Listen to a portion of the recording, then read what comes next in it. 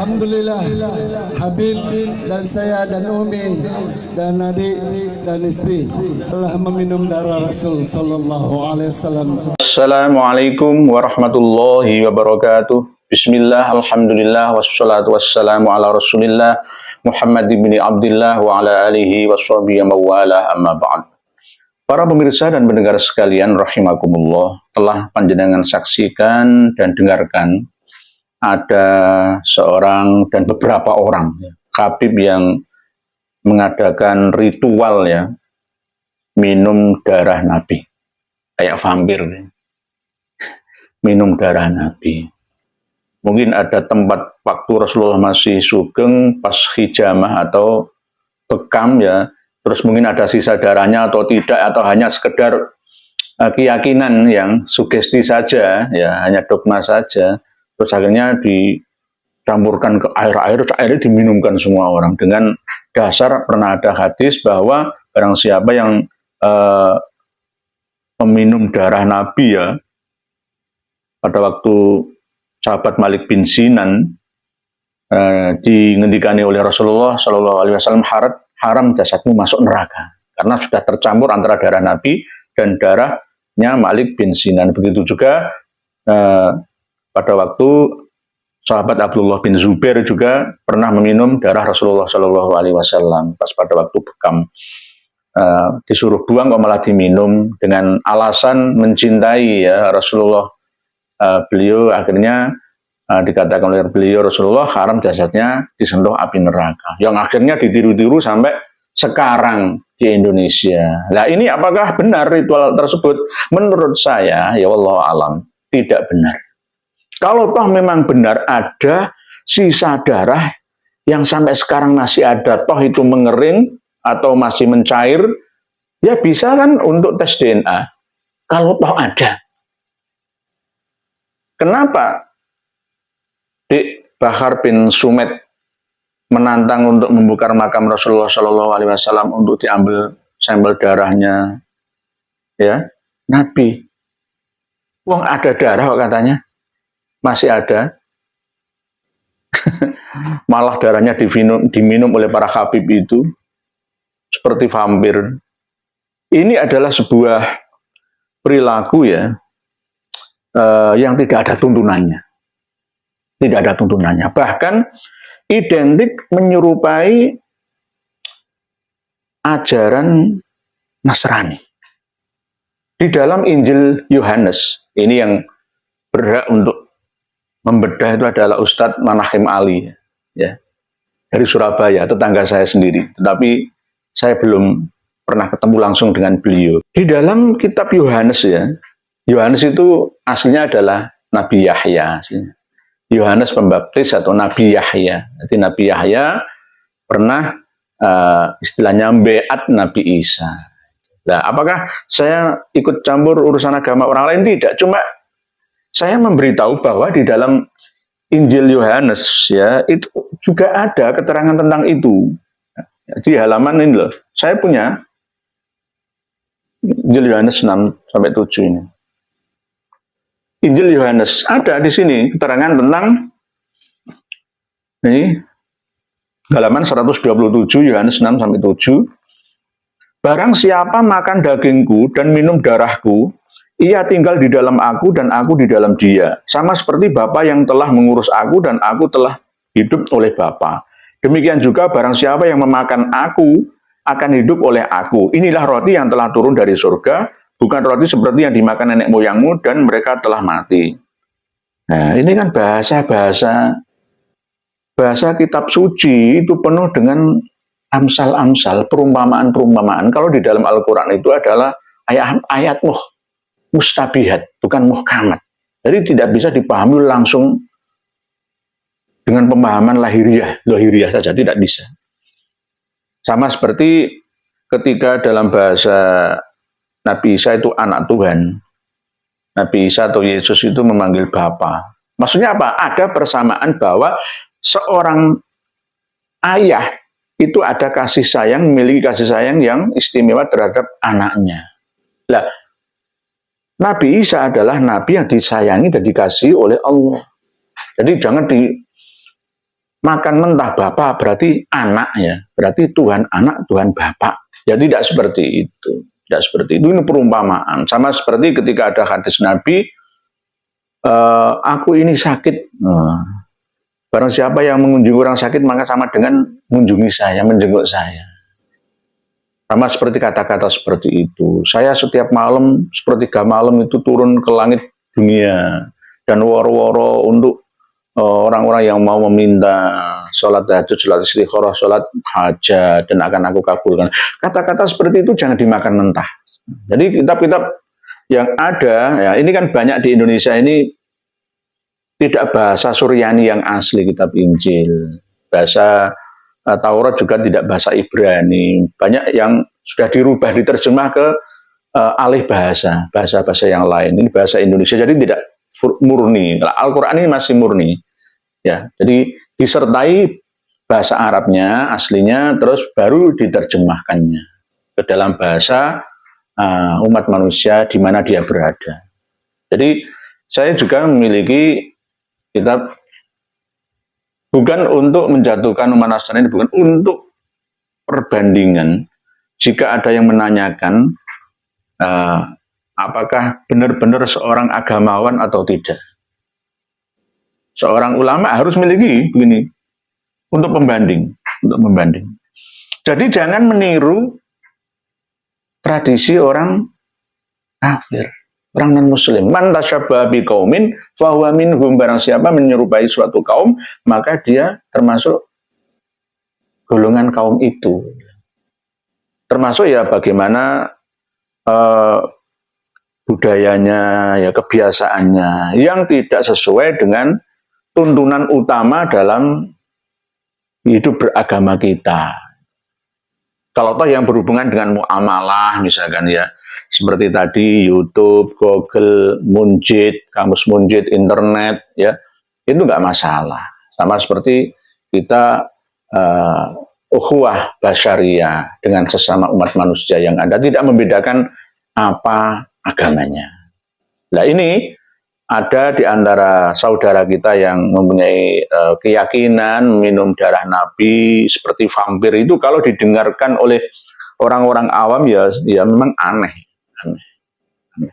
Dan apakah benar? Saya tidak bisa membenarkan itu, karena itu ritual yang tidak ada dasarnya, hanya sekedar keyakinan saja, hanya berdasarkan dogma, doktrin saja.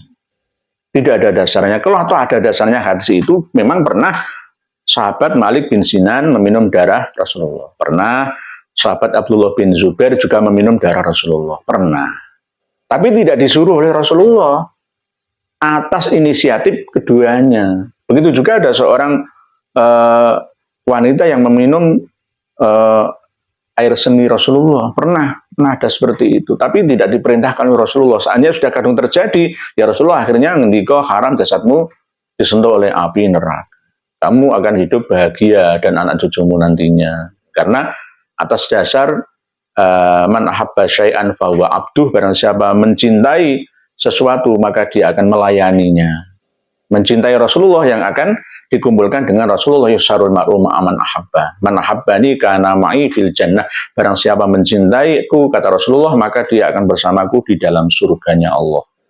Jadi sekarang ditiru-tiru, ada ritual-ritual itu. Oleh sebab itu berhati-hatilah kawan, ya. Jangan menjadikan agama ini sebagai beban. Karena kita menjalankan ajaran agama ini, kita tambah-tambahi sendiri dari perintah aslinya. Kita tambah-tambahi sendiri sehingga menjadi berat rasanya. Orang yang mau masuk Islam itu ogah, awang-awangan, males karena melihat Islam itu, dilihat itu sudah sangar ya, berat. Oleh sebab itu, jalanilah agama ini dengan baik dan benar, dengan penuh kebahagiaan dan ketenangan dan kesenangan. Senang menjalankan yang pokok-pokok saja lah. Ya, yakini rukun iman, jalankan rukun Islam, dan berbuatlah ihsan. Itu aja cukup. Yang dicari itu apa? Misalkan kita kuliah ke Al-Azhar Kairo, ke Lebanon, ke Yaman, ke Irak sana. Yang dicari itu apa? Ya itu ilmu agama di Indonesia ini, khususnya tentang Islam itu sudah umbruan, sudah banyak. Sudah banyak, tidak perlu dicari jauh-jauh. Tidak perlu. Hafidul Quran terbanyak itu ya dari Indonesia. Hafidul Quran terbanyak, hafidh, hufat itu yang paling banyak ada dari kalangan pribumi. Dari kalangan habaib itu hanya berapa persen. Yang benar-benar alim, alamah menguasai ilmu keagamaan Islam itu justru berasal dari wali songo ke kiai-kiai. Kiai itu kan petugas agama dari kalangan keraton, kasunanan, kasultanan.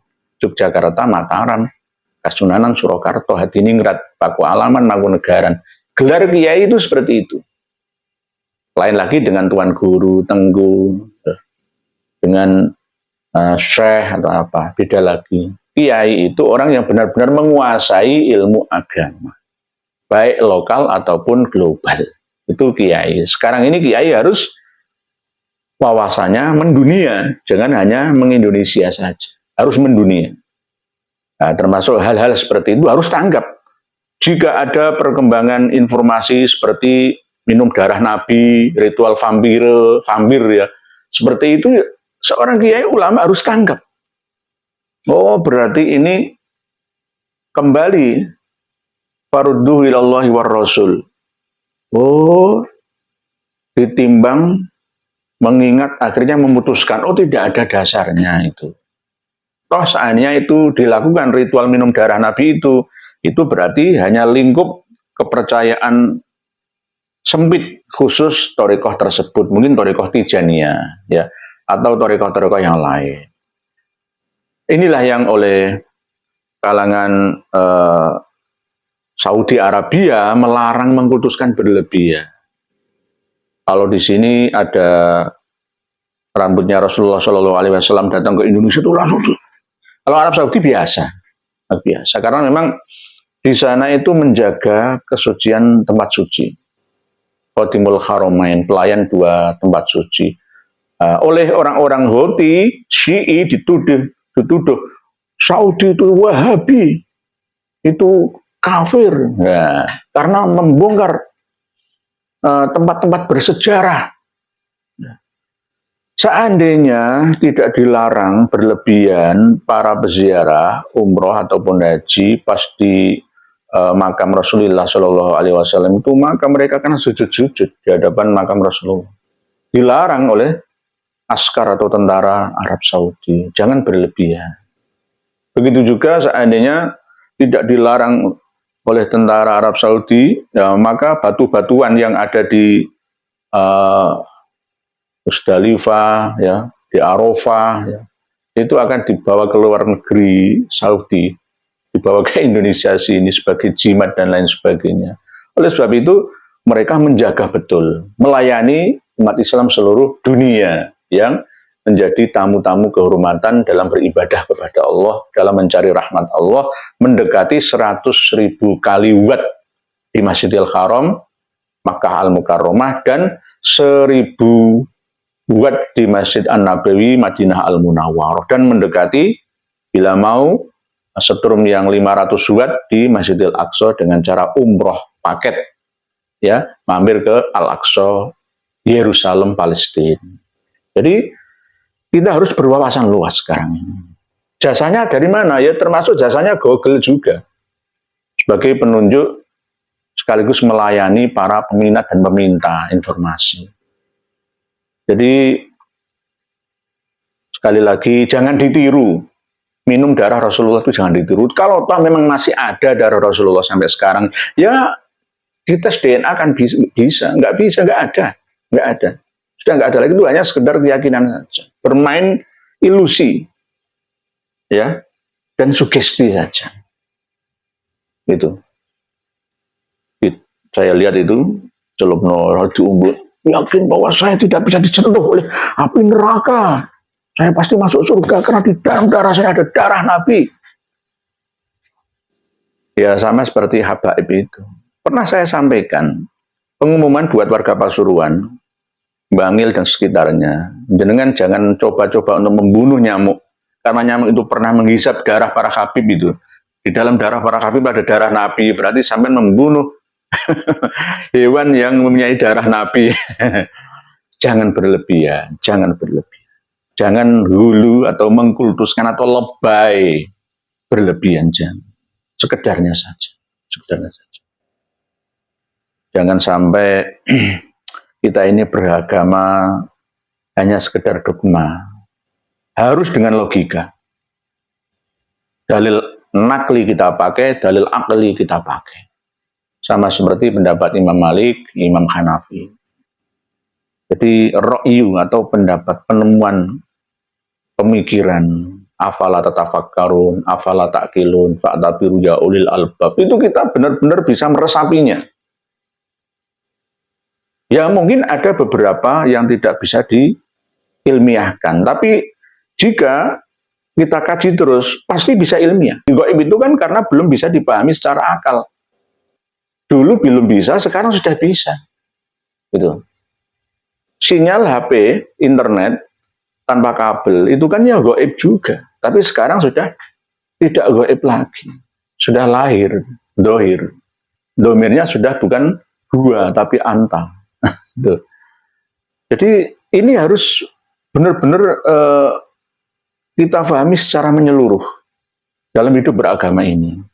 Oleh sebab itu kita senantiasa memohon kepada Allah, Allahumma arinal haqqo haqqon warzuqna tiba'ah wa arinal batila batilan warzuqna ijtinabah. Ya Allah, tunjukkanlah kepada kami kebenaran dan berikanlah kemampuan kami untuk bisa menganalisa kebenaran itu.